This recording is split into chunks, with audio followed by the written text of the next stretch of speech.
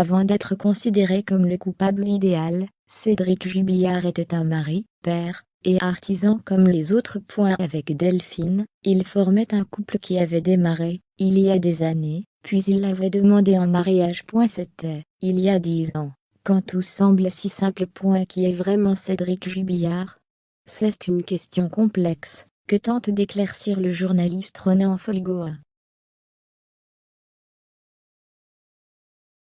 Il est l'auteur du livre « Le mystère Jubillard enquête au cœur d'une disparition », édition Studio Fac, que la 4e de couverture présente par ces mots. Grand reporter au service police-justice du journal Le Parisien, ouvrez les parenthèses. Il est le seul journaliste à avoir côtoyé les principaux protagonistes de l'affaire, à commencer par Cédric Jubillard lui-même.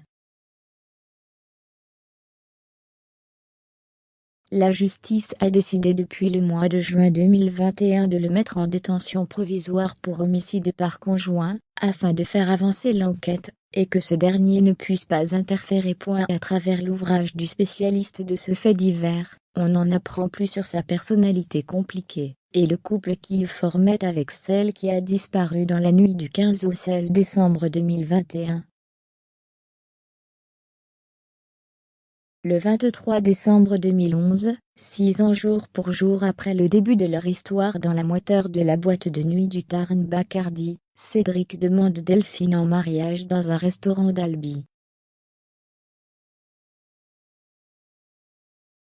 Pour le dessert, le jeune homme a commandé un gâteau orné d'une petite plaque en chocolat sur laquelle il a fait inscrire en lettres blanches « Veux-tu m'épouser ?»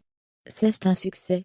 Le soir même, Delphine mentionne l'événement fiançailles sur son mur Facebook. Lions dans les bonnes feuilles du livre de Ronan Folgoa, publié dans Le Parisien. Une demande en mariage, comme dans une comédie romantique, mais la suite prendra une autre tournure.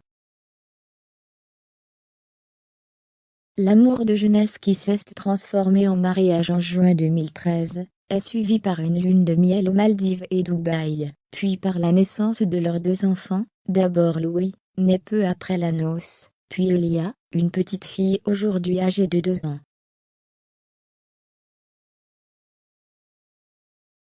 Mais la routine va prendre le dessus et leurs emplois du temps professionnels n'aident pas. Elle est infirmière de nuit, lui est artisan indépendant, peintre, carreleur, et plaquiste, terminant ses chantiers le samedi. Jusqu'à la séparation, puisque chaque membre du couple avait pris un avocat pour se diriger vers un divorce par consentement mutuel. En octobre 2020. Delphine avait un amant, surnommé le confident de Montauban. Cédric sentait que sa femme lui échappait, puis viendra cette nuit de décembre 2020.